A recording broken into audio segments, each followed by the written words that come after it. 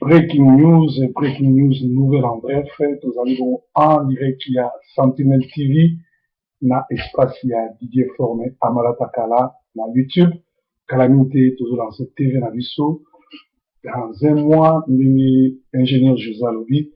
et qu'on a déjà opérationnel. Alors, on a vraiment fatigué Mali le Betinga, parce qu'il y a outil pour ça, aller-retour à Londres. Avant, on a fait ça dans ma solo, dans la nécrologie. Dans la nécrologie, la famille S. Armo annonce la disparition de leur aîné, M. Pelé Ndombasi, décédé hier matin à Paris. Le deuil se tient au 31 Comet Close, Manor Park, Postcode des Alliés et 125BW. Burumuna Kuna, M. Serge, contact Naïs Ali 0, 74 38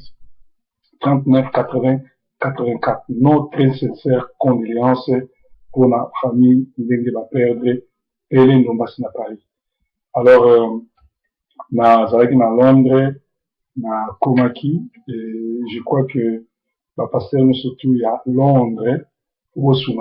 délivrer Baïna parce que Baïna il s'est dit qu'il est maître à y programme nanga mais dans la sportif Baïna a eu 10 personnes et tant on a autres dans la train à Houston comme on a eu 1000 à Kimi Baïna le déjà maître a eu 10 personnes et là on a commis par Kanga pour tout ça nous banger l'émission et vous ma calamité et au tiaba tout chaos et ma sonné aussi là tout à partir où les tous dans un restaurant dans un bengaï parce que nous avons na Ekanga et à l'obi avoir le canal na Manchester alors Baïna na ici va mettre nous sur mettre KGB mettre Makongolo Vidal Bapirna mutumoko akota likambo te botikanga na Baïna na kofuki misaye publiquement parce que Baïna aya na mboko yo asala to mona itaki na Jeux olympiques comme mutamakasi to mona ipe abeta mutute lokola moninga lokola mwasi na yamado na kofuki misaye publiquement et aux délivrance publiquement et te moko na kati na bino bana matete lelo mutalamusinga na pongeza ya edi ngo mutuna nginge parce que na contactaki elobi pour na koider na dossier yena pasteur azobi sa réputation na ye alors edi ngo ayisinga bi pasteur na tie moteme pa na yo sensibiliser bana matete baza na numéro na nga babenganga batikanga te le bana matete bo sunga ya edi na mesa na biso susu tozali na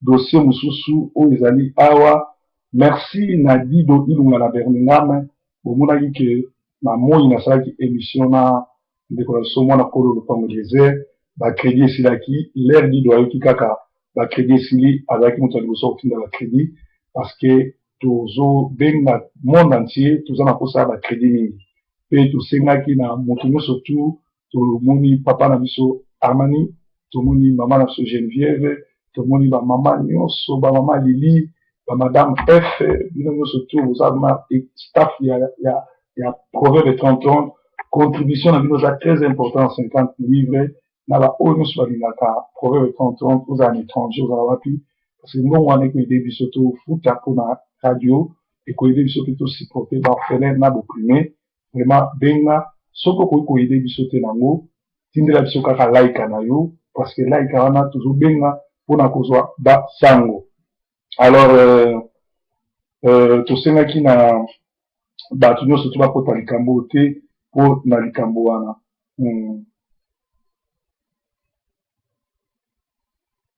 alors merci na baami de Jésus oyo batindeli nga video ya ntango mpona koconfirme makambo na lobake mongala ya pasteur ya Syrie aza te omoni boyata oyo azali kobima lokola évangéliste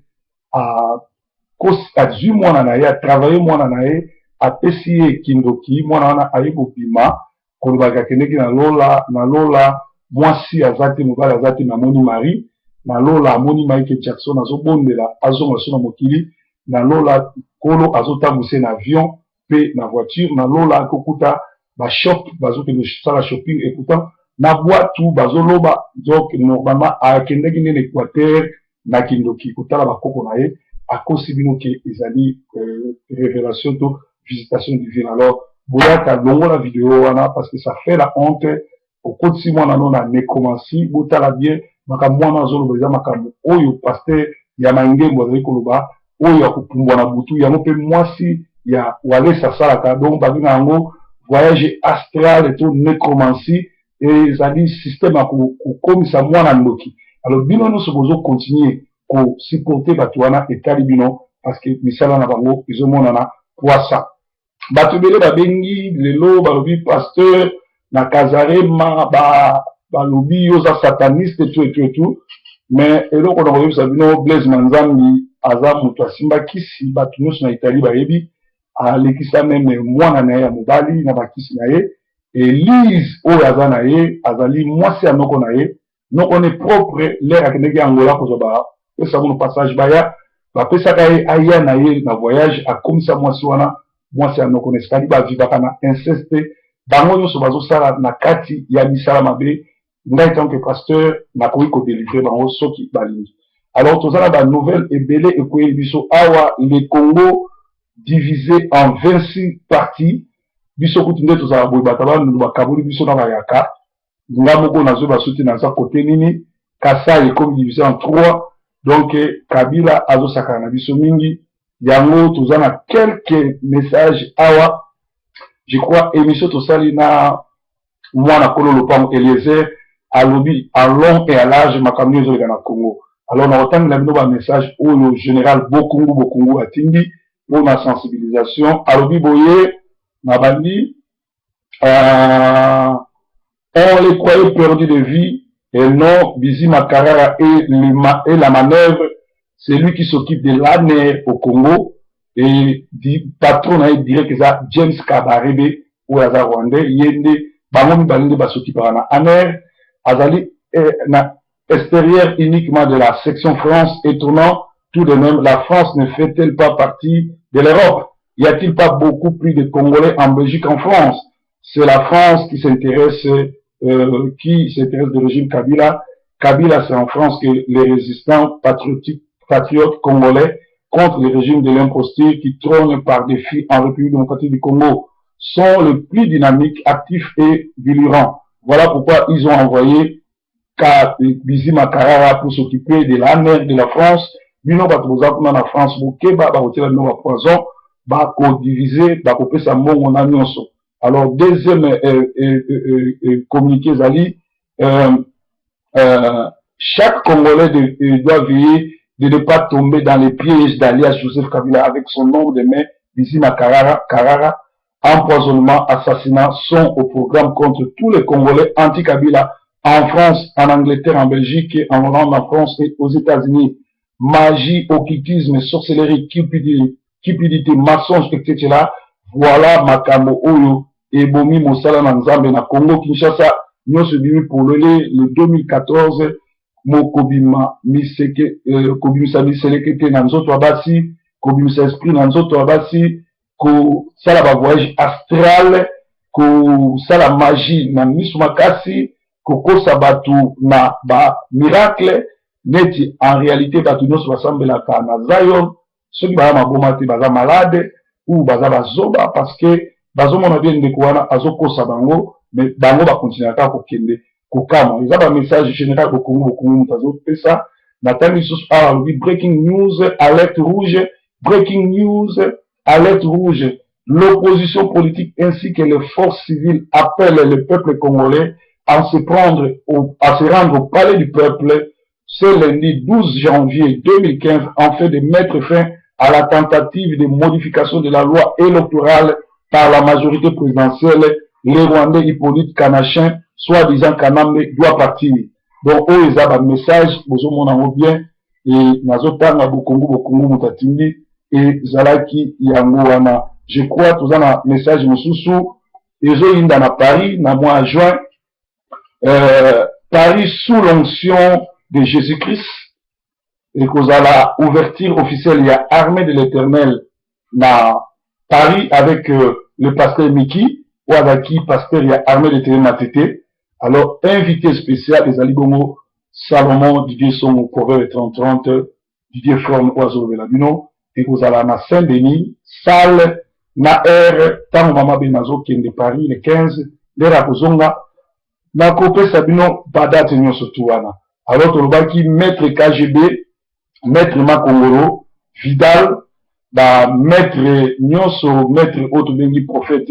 Moïse, beaucoup ta dossier oté. Je crois que baina banda mwasi na kufa basokola emaite aleka pena ko église to va délivrer à zone délivrance publique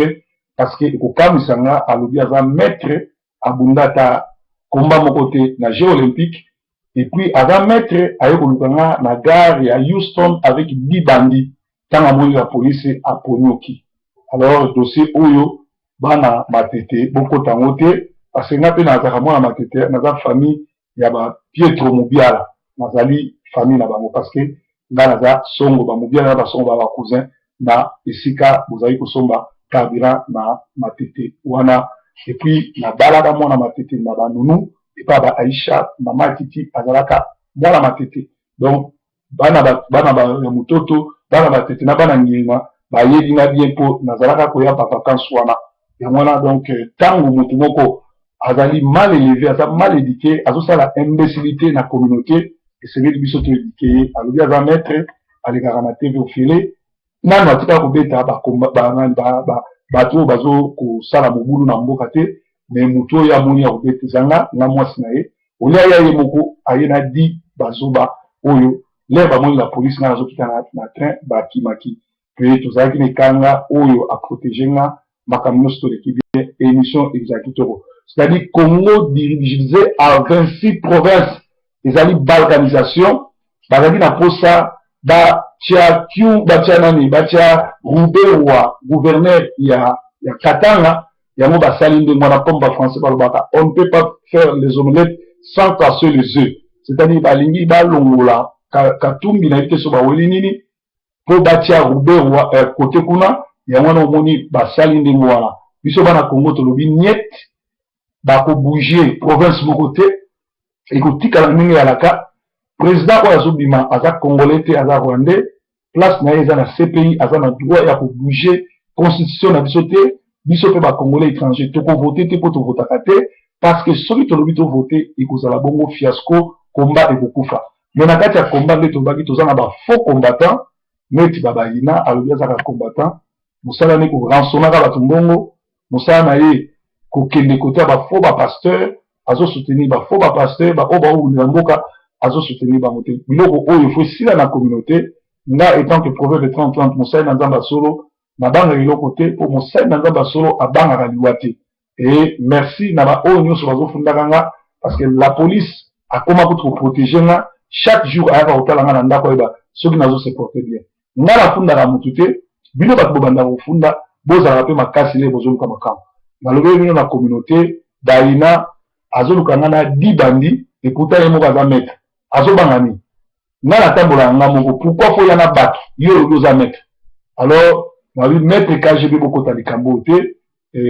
Vidal na Londres bokota likambo te na yoki yo sika mingi des formes aza bien équipé bien formé na limite que maître daina na éviter so aza poids plume sur poids mouche ce que nanga soka zu coup de tête oyo so otema bato so bazoba pasteur ako bundate botanga ka David tabeta Goliath botanga te ke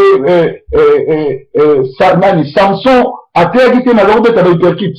muto e otumbola ngai na otika ete akozwa correction pour ete ya bamiso parce que muto azo se respecter ako ke no luka mutu te muto ya Alexandre na TV muto apesa mbongo o banofinga ye ozwa pe audace ya no luka ye na babandi. Donc, nga musala na miza ko régresser batou côté ya batsango malamu donc ezo za ndenge mwana émission na ekanga azo so ata kolamba ngo boko sepela ekozala bien tolobaki ete tokomi na suka tobandaki na nécrologie famille ya S Ambo annonce la disparition de leur aîné M. Pelé Ndombasi décédé hier matin à Paris. Le décès se tient au 31 Comet Close Manor Park. Donc bien dans le Serge na 074 38 39 80 84. Ozana communiquer, ozana nini na moni ba pasteur so ba benga wabi, pasteur ne ba twazola na biso mingi stoko le kati. Ozala bienvenue. Awa sozote ya la vraie évangile ya ko escroquer ya ofongola tumiso yaka to kolekisa yo pe lundi tozana bu bangene émission